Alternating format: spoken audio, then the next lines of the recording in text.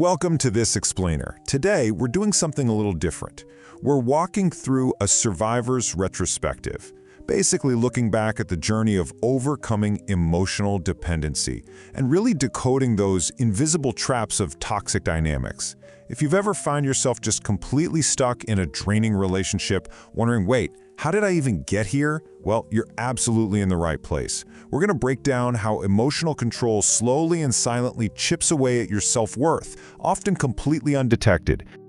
So, let's dive right in. Why do the smartest minds fall for the darkest emotional traps? Let's just validate your experience right out of the gate. There's this huge misconception out there that manipulation only targets, weak or naive people. But the reality? Actually, scratch that. The truth is, it specifically targets the smartest ones. Being intelligent absolutely does not protect you from emotional control. In fact, manipulation exploits the exact way smart people try to solve emotional warfare, which is with logic. You'd think overthinking would save you, right? Nope. It actually makes the manipulation that much more effective. I mean, just think about the internal monologues so many of us have had. We tell ourselves, oh, maybe they're just stressed out, or I probably just completely misunderstood what they meant. Maybe things will get better. This right here, this is the intelligence trap in action. One of the biggest reasons incredibly smart people get manipulated is pure overanalysis. Instead of just trusting their gut when those immediate red flags pop up, they search for logical explanations. And let me tell you, manipulators absolutely love this. Why? Because the more you question yourself, the less you question them. You just end up handing toxic behavior way too many second chances, totally convinced that every single problem has a logical solution. Looking back on it, anyone who's overcome this kind of emotional dependency will tell you about the massive illusion at the very beginning. Because hey, even highly intelligent people crave attention and real emotional connection. At first, you feel incredibly special. You feel radiant, perfectly understood. It's amazing. But almost overnight, that warmth just shatters. It turns into this chilling coldness and confusion. Suddenly you're left desperately trying to piece together that validation you were initially just given for free. It's like night and day. So our first real lesson in the dark psychology playbook is understanding the tactic behind that illusion. It's called love bombing. This is where manipulators prey directly on our natural human craving for validation. They hit you with excessive attention, overwhelming compliments, and this intense emotional connection right out of the gate. It feels exciting, powerful, like it's almost too perfect, But it's entirely calculated. It's designed to create a sudden, crippling emotional dependency. It's a hook. And once that strong attachment forms, well, that's when the true manipulation kicks in. Because once that hook is set, all that intense attention just vanishes. Suddenly, you start hearing these really subtle, minimizing phrases. Things like, you're overreacting, or that never happened, you're literally imagining things, or you're just way too emotional. At first, they just seem like passing, kind of grumpy comments, but make no mistake, they are highly calculated. They're designed to slowly chip away at your reality, making you question your own memory and your own perfectly valid emotional responses. Which brings us straight into gaslighting. This is for sure one of the most dangerous manipulation tactics out there. Think of it like a slow poison. Gaslighting doesn't attack you all at once. It slowly warps your emotional state over time. It literally makes even the most intelligent, grounded individuals completely lose trust in their own judgment.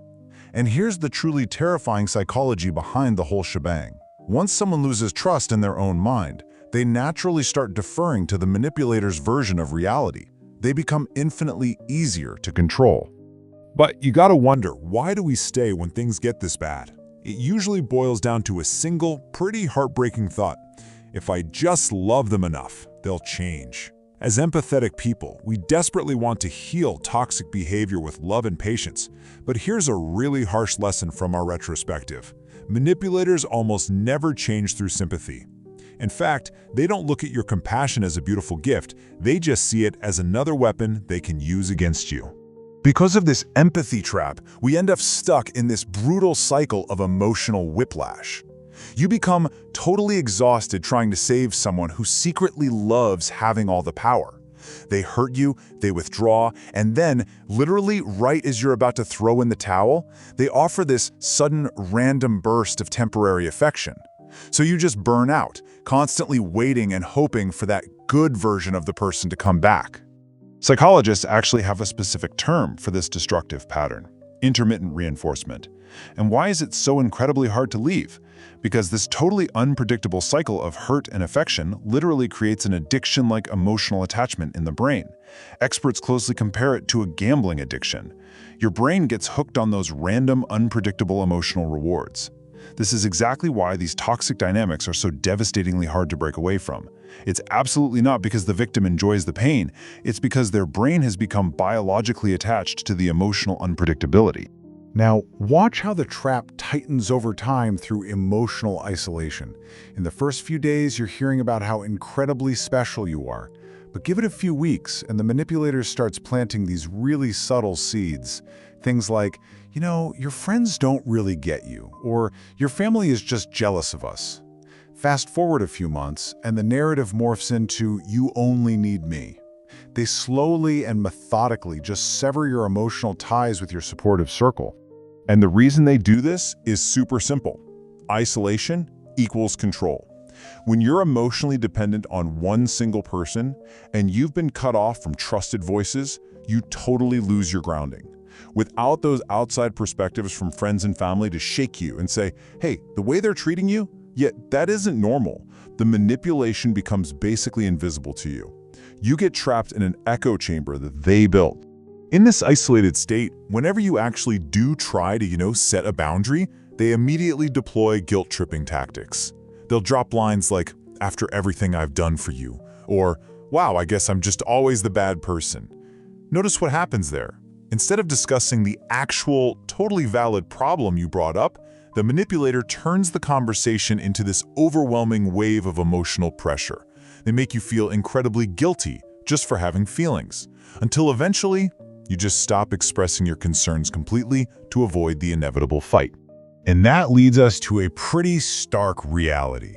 This right here is the absolute rock bottom of emotional dependency. Your peace completely disappears. Your confidence disappears. Honestly, your very identity starts to disappear. By the time many survivors even realize what's happening, their self-worth is already profoundly damaged. Intelligent people stay trapped here because they're still clinging to the belief that they can logically solve the relationship. But you cannot use logic to win a game of emotional warfare. It just doesn't work. So that brings up the ultimate question for anyone looking back at this retrospective. How on earth do you escape the trap? How do you break free from this deep conditioning and start using your incredible intelligence to actually protect yourself instead of trapping yourself? How do we take all this heavy stuff we've just learned and turn it into real, actionable defense? Well, here is your blueprint for reclaiming your life. First up, trust patterns over words. Listen, anyone can say they love you, but their consistent behavior is what actually reveals the truth. Second, do not ignore repeated red flags. Healthy dynamics don't leave you feeling constantly exhausted. Third, stay connected. Outside perspectives are literal kryptonite to manipulation. Fourth, set boundaries early and fiercely. Manipulators absolutely despise boundaries because they reduce their control. And fifth, listen to your instincts. Your mind always notices the danger way before your heart is ready to accept it. As you rebuild, I really want you to anchor yourself to this fundamental truth. Real love should bring peace. It absolutely should not bring emotional chaos, constant fear, confusion, or relentless self-doubt. Always remember that the exact moment someone repeatedly destroys your confidence while simultaneously demanding your absolute loyalty, you are not experiencing love, you're experiencing emotional control. Recognizing that difference is the key to your freedom. I want to leave you with this really profound realization. Manipulators do not attack intelligence. They attack emotions. If you've been through this, please forgive yourself. Your intelligence was never the flaw. Your beautiful empathy was simply what they targeted. Take these lessons, build your boundaries, and step back into your personal peace. But I'll leave you with this final thought.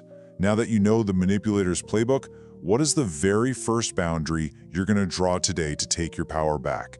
Keep learning, keep protecting your peace, and I'll catch you in the next explainer.